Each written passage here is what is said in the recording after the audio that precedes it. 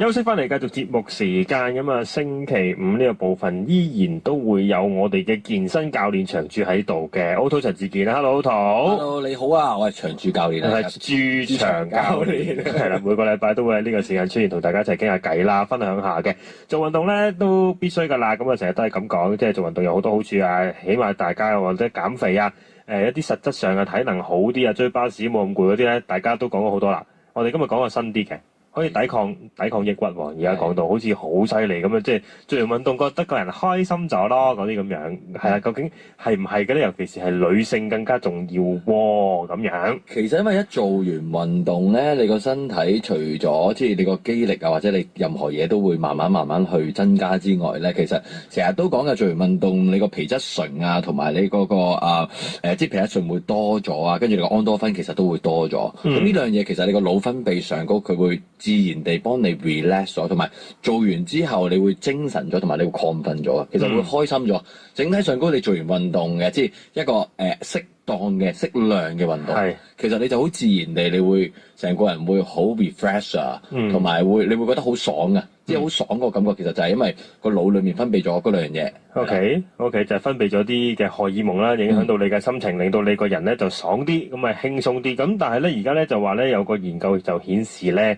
女性比男性咧，即係因為做運動之後咧，即係罹患呢個嘅，即係唔做運動啊，罹患呢一個嘅抑鬱症咧，比男性高2倍嘅。咁所以咧就更加要做運動。因為其實兩樣嘢咧，一嚟就係男士本身，我哋成日都講嘅就係話男仔嘅肌肉比女仔嘅肌肉多，即係可能我哋平時喐動嘅時候，相對我哋都會比女仔相對叫做消耗卡路里都會多啲嘅。即係之前我講嗰個定理啦，你個顱越大，因為肌肉越多啊嘛，相對地。咁男同女其實都有一個分別，同埋女仔嗰個我知我自己嘅 training 或者我見好多女孩子，其實佢嘅抗壓能力好高，即係其實我諗佢會擺好多嘢擺喺個心裏面好強。咁所以其實你話女仔，我諗即係一個 report 出咗嚟，其實係啱嘅，因為女仔可能你平時相對你諗下，你身邊嘅女孩子其實叫佢做運動都相對少噶嘛。咁而家其實叫做即係潮流興咗啦，其實會好啲啦。咁以往可能以前嘅時候，你去踢波，可能你女朋友或者你太太其實都未必會喐噶嘛。有坐喺度咯，就係睇咯，跟住食下嘢啊，食下嘢係啦，跑步運動其實相對係會少啲。咁我覺得都啱嘅，即係呢樣嘢係完全係正確嘅。即係越嚟越多做運動就反而會好啲啦。咁但係嗱，除咗話即係令到自己嗰個嘅荷爾蒙分泌會好咗之後咧，令到你真係實際上覺得成個人開心咗嘅。但係要做適量，我自己會覺得，如果你一開始啱啱做運動嘅時候咧，你就好似阿 Otto 咁講，做到你飽晒嘅時候咧，你唔會覺得開心嘅，你會覺得好辛苦嘅喎，反而係。所以其實要step by step 咯，因為我哋做有個 training，即係我哋成日都話 training 去到一個好過分嘅程度咧，我哋叫做訓練過度啊。訓練過度其實啱啱調翻轉，會令到你成個狀態底下會跌得好緊要。所以其實你要喺個 training 上嗰個，我成日都同大家講嘅就係話，一定要 step by step 嘅原因，即係有時你本身可能你以前係一個好勁嘅運動員啦，你可能你以前你個假設咧，你推胸，我哋做一個負重嘅重量，你可以去到80磅嘅咁計啦。你可能你3年冇做，突然間一出嚟你一做80磅嘅，有機會你會受傷啦。同埋有機會你個訓練過度係令到你身體上高嘅任何嘅嘢都會斷彈。可能你做完之後，你直情成個人會謝晒啊，你直情係冇心機做運動啊。咁所以其實喺個運動上高嘅安排其實都幾緊要嘅。即係安排嗰個運動究竟嗰個量係點樣啦，慢慢咁加上去啦。你好耐冇做運動或者你都唔記得啦，你對上嗰次係幾時做運動嘅時候咧，咁你就應該係慢慢加上去，咁啊起碼都可以令到自己有少少滿足感先，咁啊令到你再建立好個習慣先至可以即係做運動嘅時候，即係將個強度增加，令到你 keep 住都可以咁開心。咁但係除咗話開心之外咧，即係減肥啊，或者係嗰啲心臟病，其實對老人家呢一個咧，佢哋都會開心咗過做運動嘅啫。其實老人家我哋成日都講即係尤其是係啲獨居長者，因為其實佢有時咧，佢哋好 basic 嘅嘢，佢哋未必做到。即係我哋講緊係日常生活啊，都未必負荷到啊。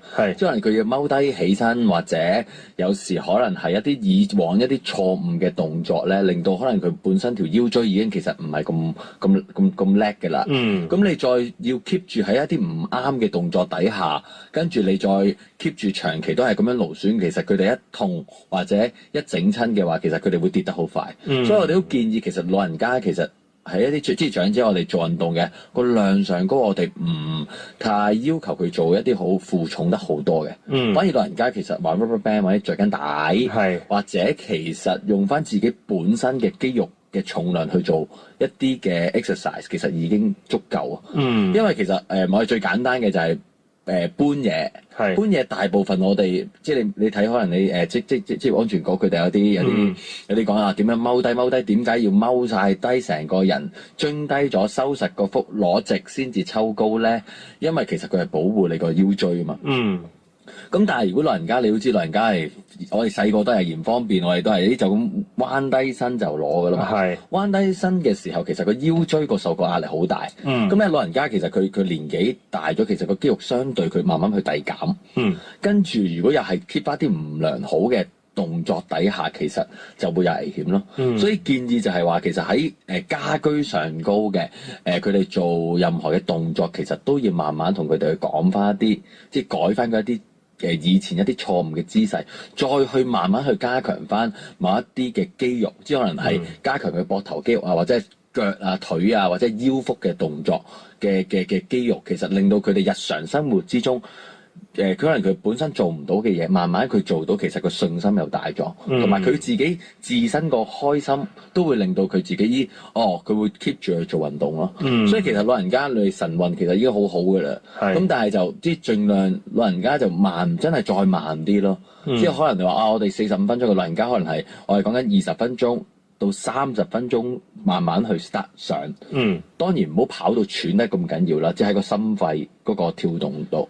即係嗰個心肺要掹住啦，掹得實啲啦，個心跳又冇俾佢太快啦。咁始終老人家嗰個心係咪真係頂得順又唔知道啦。咁與此同時就係俾佢哋做翻少少運動，因為我都見到其實好多老人家，尤其是可能你見到上落樓梯啊，都要側晒身啊，跟住先至遞高隻腳，好似要揾隻手就你要揾隻手拎住條褲先至可以遞到佢隻腳啊嗰啲。其實就係嗰啲肌肉力其實已經開始越嚟越弱啊，又或者個身體越嚟越重嘅時候，就連呢啲最基本嘅嘢都已經做唔到啊。因為我覺得又係我哋香港人嘅習慣喎，即係你話外國人其實相對會少啲嘅。因為我哋以往你諗下即係我哋可能我哋爹哋媽咪再上一代，可能我哋婆婆公公，即係佢哋個年代其實都唔係咁主張做運動噶嘛。你諗下即係食完嘢坐喺度咯，坐車啊或者坐喺度睇電視，即係做家務啦最多，但係都唔會特別去做運動。咁你長期其實好簡單，肌肉力越嚟越遞減啦，重量越嚟越多，關節負荷得大，跟住又唔正確嘅姿勢，咁其實久而久之你咪見其實一整親嘅話，即係可能你最多你頭先講嘅佢膝頭哥其實可能膝頭哥啊嗰個位置，即係個背板或者個腳眼嗰個位置已經可能有啲勞損咗啦。跟住開始其實個身體個壓力越大，咁佢咪越辛苦咯。咁我行有啲學生個爹哋媽咪都係我行得多，其實我痛喎，咁我就唔行。越唔行就越痛。其實呢一個惡性循環咯。即係你要去搞嘅，其實我都話加強四頭肌，可能個腿、四頭肌、膕繩肌成排腳嘅肌肉。減重量，令到成個人喺個壓力上高，即係個關節喺個壓力上高減低。咁佢咪慢慢進步。原來佢可以做運動嘅時候由痛到慢慢遞減咗到唔痛，其實已經一個好大嘅進步。咁我覺得呢個概念要慢慢去灌輸咯。因為以往都係可能佢哋話中醫個角度就係唔好破氣啊，唔好做運動啊。咁我諗。都啱嘅，即係我覺得冇話錯嘅，只不過係你個重量越多，你個壓力越大嘅時候，其實你一定唔會好咯。即係我覺得一定要去正視去處理嘅呢樣嘢。起碼我覺得係要做到日常需要做嘅嘢，冇人叫你真係走去做去攀石啊咁樣。咁但係如果當你樓梯都上唔到嘅時候，有啲困難嘅時候，你就需要正視呢個問題。咁冇理由樓梯都唔行噶嘛，咁點樣上落咧？有啲咩事要你走起上嚟，即係走火警啊？你都要2級樓梯都要行下咁樣。其實都多㗎，同埋有一啲朋友仔係即係可能能佢住啲 house 佢哇即係住3層要行樓梯嘅，咁就慘啊！即係可能有啲又整 lift 啦，OK，咁但係你話真係行樓梯嘅話，其實即係我覺得呢個真係日常生活嘅嘢，其實要處理咗佢咯。OK， 我哋唞唞先，轉頭翻嚟繼續同好圖傾。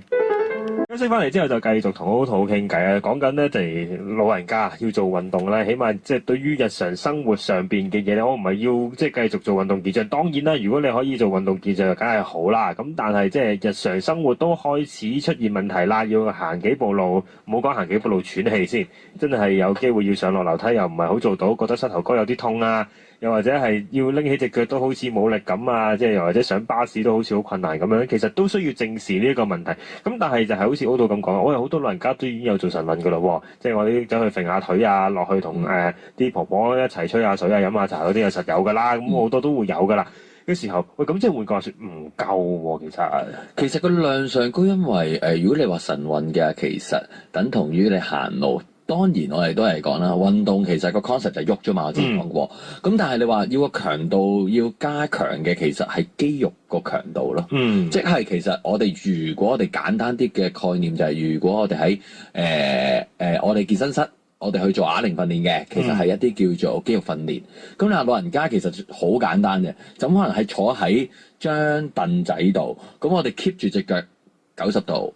嘅個 angle，即係個膝頭哥同埋隻腳呢一個位置成一個90度嘅 angle，小腿同大腿成90度。係啦，跟住起身嘅時候，即係好簡單，即係收實個腹，就咁起身，跟住坐翻低，即係就咁做一個踎低起身，踎低起身，但係坐落地下嘅。咁撐翻上嚟，但係撐嘅時候個 speed 個速度唔好太快，慢慢上，慢慢落。去到最盡嘅時候，個 angle 盡量唔好直晒。即係企唔好企到垂直晒，盡量留翻可能我諗5度至10度到啦，曲住。咁我諗老人家可以一次過做嘅做8下，跟住唞25至到30秒，再做多4組到5組到咯。因為要加強翻個四頭肌或者加強翻個膕繩同埋個屁股個臀大肌，甚至乎係就咁坐喺度好簡單，隻腳凌空向上踢上去。其實已經係訓練到個四頭肌，即係個大髀嘅前拍啦。即係前邊嗰個大髀。係啦，但係就唔好快咯，因為好慣好快踢上去，一挫嘅時候其實有機會會勞損個半月板。咁所以盡量將個 angle 上佢係慢上慢落咯。即係我哋可以簡單啲嘅係上嘅時候數1、2、3、4，落嘅時候數1、2、3、4，但係啱啱隻腳盡量唔好掂到地下嘅。咁啊 keep 住兩個動作，其實慢慢去做。一日我諗如果得嘅話，朝頭早做一次，夜晚做一次啦。咁其實已經好夠㗎啦。咁你要即係真係要感覺下個強度係做完之後，哇！第日好痛嘅話，咁就將個強度可能減少少先咯。咁啊，即係盡量喺呢一度去加強翻先咯。咁老人家其實好多樣嘢可以做，可能你毛巾就咁做一個扭毛巾，扭毛巾嘅動作，其實已經可以加強個肱橈肌啊，即係個前臂嘅位置啦。甚至乎佢有一啲波咧，有啲波可以俾啲長者咧就咁揸實嘅。甚至乎如果真係冇嘅話，我哋就咁揸實個拳頭，揸到實一實。hold 佢30秒，跟住放鬆，又係做5-6 set 啦。咁其實就會加強到一啲平常之中我哋攞嘅嘢，或者我哋去做一啲 coordination 啊，一啲叫做唔同嘅協調嘢咯。甚至乎老人家亦都可以做之前我哋玩過嘅單腳合埋眼企。其實呢一啲嘢真係訓練多啲小組協調肌肉裡面嘅一啲 coordination 嘅嘢。咁你越跳嚟跳去嘅時候，其實就會安全嘅。咁但係你要揾嘅可能老人家你要安全啲，可能你揾埲牆撳住先，慢慢去做咯。附近有啲嘢綁住你啦，又或者你真係覺得好似頭先阿 Otto 講話坐低跟住起身坐低或者起身，我驚一下突然之間個大髀唔夠力就蹬即係跌咗落地下，咁就唔好做嗰個住，坐喺度踢下腳先。坐喺度踢下腳先啦，係啦。同埋如果你要坐喺張凳度，其實你都 OK 嘅，即係坐喺張凳度穩陣嘅凳。你就咁坐喺度，就咁踎低起身，踎低起身，個幅度你唔使好大，少少離地，其實都 OK 嘅啦。個屁股離開個張凳度，其實都 OK 嘅。即係慢慢嚟啦。最後終極嘅目標就係企直啦，即係5至10度嘅少少曲腳啦。咁但係一開始未必真係做到嘅，可能就咁企起身，未必做到嘅時候就係慢慢。咁啊，盡量唔好揾嘢扶啦。咁啊，有啲嘢綁住，真係要跌嘅時候，就側邊有啲嘢可以扶住。如果唔係都危險嘅。咁啊，始終老人家跌一跌就好似我早頭先咁講，你就更加唔做噶啦。因為跌一跌多數情況就會跌得好快，因為即係我亦都見過好多可能隻腳一整親嘅即係啲長者，其實就會好多樣嘢，你都會越嚟越多病啊。因為其實你諗下，如果隻腳係一啲咁我哋咁大組嘅肌肉唔喐嘅時候，其實身體上高你每一日消耗嘅卡路里其實你會少咗。咁自不然頭先你一開頭你講嘅點解做運動其實會咁即係會慢慢啲毛病會少咗咧？其實你做完運動個血液循環同埋你個身體其實會好咗嘅。咁但係當如果突然之間真係整親一跌親嘅時候，其實整體上高樣嘢跌得好快咯。咁即係建議其實真係小心啲，但係都 keep 住去做運動，其實就對啲長者嚟講，其實全部都係好嘅。keep 住做運動啦，咁啊希望啲長者們慢慢咯。我覺得尤其是當你冇做運動好耐嘅時候，或者冇做運動嘅習慣嘅時候，慢慢開始翻咁啊做運動嘅嘢，因為好多時候都係好似 Otto 咁講，我屋企啲老人家都曾經試過，就係你跌咗之後唔係好敢行，係啊，跟住就跌得好快啊，跟住就坐輪椅啊等等等等，咁呢一個好似係必經階段咁樣，個個都會有咁嘅情況出現，但係其實可以避免嘅。咁啊，當你 keep 住都可以有一個運動嘅習慣嘅時候，其實會好少少。咁但係除咗老人家之外咧，我哋講緊即係做運動咧，除咗話即係令到老人家靈活啲啊，等等等等之外咧，仲可以即係攞嚟戒咗一啲嘅煙啊、酒啊，呢啲都係方法嚟喎。因為坊間咧好多朋友都話想戒煙嘅，咁但係咧戒2日就戒唔到噶啦，因為好辛苦啊嘛。咁呢啲癮嘅嘢好難搞嘅，但係做運動可以點樣幫到手咧？其實做運動，你如果你話真係純粹我哋講嘅做完運動個心情啦，其實會放鬆咗。咁某程度上食煙都係一個叫做幾 negative 嘅動作嚟㗎嘛。咁但係你做運動嘅時候，如果你真係一個追求運動，你想做個運動嗰個成績好啲咧，其實你一食煙同唔先爭好遠。個狀態底下啦，同埋你會 feel 到你好快冇氣。呢一個因為其實係個尼古丁節令到你個身體上嗰你個含氧量啊，或者你個肺容量啊，其實相對會少咗、低咗嘅。咁你如果你純粹去追個成績嘅話，其實係爭好遠。即係我自己都係㗎。如果我要 training，真係一啲好 hardcore 嘅 training 嘅時候，哇！如果真係飲完酒啊，第二日其實跌得好多啊。咁同埋其實飲酒或者食煙都係某一啲你想舒緩嘅壓力嘅嘢嚟嘅。其實做運動自不然會減低咗呢樣嘢，即係你將你個壓力其實相對地會減咗你個壓力。相對其實呢樣嘢其實做運動係有幫助嘅。咁就做運動令到你減低咗個壓力啦。咁你壓力低啲嘅時候就唔使借啲意就要去飲酒啊、食煙啊去消愁啦，係啦。咁所以就會令到你自己好啲嘅。我哋再唞唞先，轉頭翻嚟繼續傾。休息翻嚟之後就繼續同 Otto 傾偈，咁啊講緊做運動嘅好處，咁啊頭先有老人家有啲咩可以做啲咩運動增強翻自己嘅肌力，咁啊令到自己可以對日常生活嗰方面都可以 master 得好啲啦，咁啊又或者係即係點樣可以令到自己開心啲啦？做完運動咧，就應該係可以瞓覺好嘅，呢個係我自己經常體驗到嘅一樣嘢嚟嘅，因為攰到想死啦嘛已經，咁啊搭落床嘭嗰陣瞓着咗，唔知點解好似冇喐過就已經天光噶啦，咁經常都會有出現嘅。咁呢一個係即係瞓覺，即係對睡眠質素都有個好嘅影響嘅啫。其實會㗎，如果我哋都係講適量啦，但係你留意下，如果你係臨瞓之前做啲好 hyper 嘅，其實瞓唔到嘅。係太激烈啊嘛，亢奮咗。係。咁其實因為你做完運動，你好多嘢 lift 嘅，就係想講，你做完運動點解成日都要即刻食啲高蛋白嘅，因為佢需要佢 lift 嘅嘢。咁你做完運動之後，其實透過 cool down 咗，你每一日你食完一餐飯再唞一唞嘅時候，因為你身體需要去休息去 recover。因為肌纖維成日都講你做完運動，佢最好嗰個 quality 係撕裂完吸收完之後休息。OK。尤其是大組肌肉，我哋建議成日都係做完一日，其實唞2日。細肌肉嘅其實就一日唞一日嘅。咁如果你喺個狀態底下成日都係你個睡眠質素可以咁 quality 咁 good 嘅話，其實你一個禮拜應該接近係4日去做運動嘅。係即係隔日做運動啦，基本上。其實差唔多，因為如果你大組肌肉，多數我哋唔俾個身體咁攰，或者我哋做個 quality 好啲嘅話，可能一日玩1至2組或者2、3組肌肉，咁已經講緊可能係個零鐘頭㗎啦。係，咁你再加埋 cardio，其實已經2個鐘頭。咁其實我哋如果一個咁 busy 嘅香港人嚟講，其實好難你 afford 到2個鐘頭，可能好奢侈，你覺得？係。但係如果你話真係建議你日日去嘅話，咁你咪可以拆散嚟玩咯。咁亦都呢一樣嘢其實令到你自己身體有個 lift 嘅就係我我需要，因為你個腦袋話俾自己聽，我需要去睡覺，我需要去俾佢去 recover。咁所以喺個深層睡眠上高，其實都會做得比較好嘅。咁同埋飲食咯。因為飲食又係好重要嘅，即係均衡嘅飲食啦，唔好太鹹啊、太甜啊、太炸嘅。其實你食完你個胃又未必舒服，你瞓覺個 quality 又未必好。同埋即係如果真係講緊個睡眠質素，其實飲酒都唔係好嘅。因為佢都會降低你個睡眠嗰個意識嘅，即係喺個熟睡情況，即係你話醉咗一碰。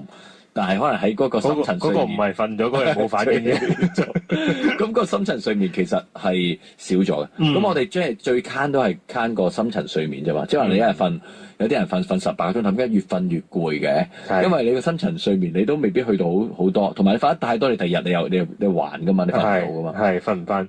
咁所以其實係好嘅，即係如果係做運動嚟講，對於呢個科學嘅角度嚟講，其實係做一啲運動啱啱好嘅運動係瞓得最好嘅。啱啱好嘅運動啦，唔好太激烈啦，又或者唔好真係臨瞓之前先走去做啦。咁都有啲方法嘅。我自己即係之前嗰啲運動經驗就可能係你做一個好詳細嘅 cool down，即係做完運動之後，可能你真係拉得一個鐘頭，係啦，拉拉得好鬆，跟住再去沖個熱水涼，等到自己舒服晒，跟住先去瞓覺就會瞓得好啦。其實好多嘢 recover 嘅，即係可能你焗桑拿都係嘅，即係做或者焗桑拿或者浸一啲熱水嘅涼啦，同埋鹽浴啦，其實全部都係會令到你個 recover 個情況會快啲，同埋會令到你自己會 relax 得即係放鬆得好啲。跟住你瞓覺嘅時候，其實唔好係一個咁 hyper 嘅狀態，因為你一好亢奮嘅時候，你瞓唔到嘅原因，因為你唔放鬆。你盡量去令到自己去放鬆，你去瞓覺係啦。同埋瞓之前其實飲少量嘅水咯，咁其實都係好嘅。呢個唔係會水腫嘅咩？女仔最驚㗎。少量啫，唔係叫你大杯咁落去，跟住你知要浮屍咁樣。呢個都係有關係嘅，即係唔好飲咁多啊！即係唔好話咧聽到哇瞓覺之前飲水瞓得好啲啊！可能都係嘅，不過聽朝腫晒啫。係咯，咖啡因咯，又係唔好太多咯。即係我覺得一日佢建議其實2杯嘅，我覺得2-3杯都 OK 嘅。即係做運動之前其實即係食啲含有咖啡因嘅其實係好事嚟㗎，係啊，即係你會令到你亢奮啲，運動嘅 quality 會好啲嘅，精神啲啦，亦都會咁就令到你嗰個成個人嘅興奮呢個程度就會高啲。咁但係就即係如果你臨瞓之前就當然唔好咁樣做啦。如果唔係就係即係適得其反，令到你自己瞓得唔好。咁但係其實即係當你瞓醒呢一覺之後咧，成個人都會覺得即係我唔計你真係做到Otto 所講嘅做到飽晒，聽朝瞓醒唔喐得嗰種係啦，即係正常嗰個量係啱啱好。對於你嚟講係啱啱好嘅程度嘅時候，其實嗰朝瞓醒應該會好精神㗎。係好 fresh 你覺得即係成個人好似真係食完，即係食得好清啊！起身嘅時候其實好即係精神充沛咯。其實係，因為適量嘅運動會令到你第二朝起身嘅時候其實會真係好精神。同埋都建議嘅，即係我覺得我成日都講嘅，同啲學生講，你唔好成日都習慣咗夜晚做運動。其實可以調配下嘅時間上高，因為你每一次做完運動之後，因為你個身體會慢慢去習慣，一習慣咗嘅時候，你將呢一個 refresh 嘅情況底下，其實你冇咁好啊，反而可能你做1個月2個月，哇，仲有呢個感覺嘅時候，轉一轉，由朝頭早，晨早可能起身做完運動先翻工嘅，或者又轉一轉睇下得唔得嘅，可能係晏晝嗰段時間有個 lunch time 嘅嗰段時間去做運動得唔得咧？即係其實慢慢去 tune 下個時間，其實都有幫助。喺個身體上嗰個適應底下，OK 就令到你自己嘅身體冇咁適應啦。因為當你適應咗嘅時候，就可能覺得我都自己個身體大概知道，係啊，大概都係夜晚呢個時間食完飯夠一陣咧就落街跑步噶啦。咁到最後個成果會冇咁大，令到自己嘅身體唔適應，成日都係 Otto 所講嘅一樣嘢嚟㗎。個心態上高同埋個 quality 上高都會有突破，因為其實你經常去做嗰樣嘢，其實個突破性上高會相對地會下降，同埋其實你喺個熱愛性你又會下降，咁好得意嘅。即係其實成日都話㗎，做運動啱啱好嘅意思，即係點解揾住個教練去 mon， 其實有幫助，因為佢會幫你去 set up 一啲唔係完全去唔到嘅訓練程度，因為有時自己去 set up 俾自己，有時會即係自視過高咗嘅，一定係㗎啦。即係如果以前我成日都講，哇！我以前玩到好重喎，但係哇，你個磅數其實已經跌咗，可能跌咗幾廿磅咯。跟住個身體上高個 quality 又跌咯，你又好耐冇做運動，突然之間你 set 好高嘅時候，你即係真係做唔到嘅。咁你做唔到嘅時候，久而久之，你會慢慢去失去咗嗰個興趣。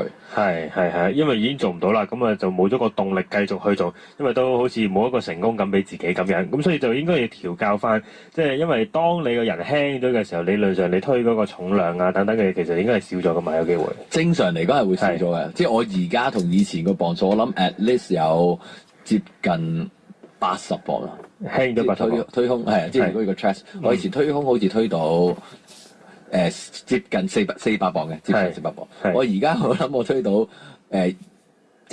150至200磅咯，200磅啦，差唔多接近。即係最多都係咁樣嘅啫，係啦。即係再想揾人幫手，應該去到啲嘅，但係去唔到400㗎啦已經。因為我個重量，身體個重量，我冇咗成最重嘅時候冇咗成40幾磅50磅。咁所以就係因為個重量自己本身個重量都已經唔同咗啦。咁當然即係肌肉同脂肪嘅比例有啲唔同啦。咁但係實際上都會即係令到自己嘅身體嗰個力量咧都會有啲下降嘅，其實一定會下降。所以其實咪建議都話，當你真係好耐冇做運動，而你想 pick up 翻做運動嘅時候，盡量將個運動量上高唔好 set 得太高咯。即係唔建議你一開頭開始做到好飽啊、散晒啊。其實你諗下，你做完一日，你第日去唔去咧？即係你如果好有時間，好有慢慢，你會 feel 到你 pick up 到你個身體上高，突然之間，咦係時候咯！即係你會有一個呢個感覺嘅時候，就開始你會可以上到力咯。我哋講，因為我自己 training 都係我整親隻腳到而家，我諗我都接近3至4個月冇真正嘅 training。咁呢排我開始拍翻我個朋友仔一齊兩個教練一齊喺度 train，哇！開始有啲感覺啦。即係可能 train 嘅時候，開始你 feel 到咯，個力量開始嚟翻咯，同埋個感覺上高，有啲動作上高，開始好 feel 咯。咁而家呢一段時間，即係再去加強，其實你個心，即係你個心理上高，你會慢慢再去 tune高一個 level 啦。因為之前其實操極都唔會係好想去特別去突破。咁其實好多唔同嘅停留期，或者一個運動員，甚至乎你上一啲普通嘅 training 嘅時候，你做到有一段時間，你會跌咗落嚟嘅時候，要小心啲啦。因為呢一個真係頭先即係之前講過嘅一啲係過度訓練嘅一啲項目，會令到直情係調翻轉嘅。會將你自己你本身做完運動啦，應該會開心啲啦；做完運動應該會 burn 到 fat 啦；做完運動應該脂肪會少咗。其實啱啱調翻轉，咁呢一個係好大鑊嘅。即係所以其實真係慢慢，即係我成日都講住，即係大家都覺得好煩㗎啦。真係要 step by step 啊！呢一個真係冇得急嘅，冇得急嘅，要慢慢嚟啦。尤其是你好耐冇做運動，你要慢慢 pick up 翻呢一樣嘢先至得嘅。好似 Otto 咁講，佢整親隻腳之後都要慢慢 pick up 翻。當然佢起步嗰個位一定唔係我起步嗰個位啦，有啲分別啦。咁但係都係要慢慢先至可以去翻之前嗰個 level 或者更加進步嘅。咁呢部分嘅時間差唔多，今日唔該晒Otto先 ，thank you，拜拜。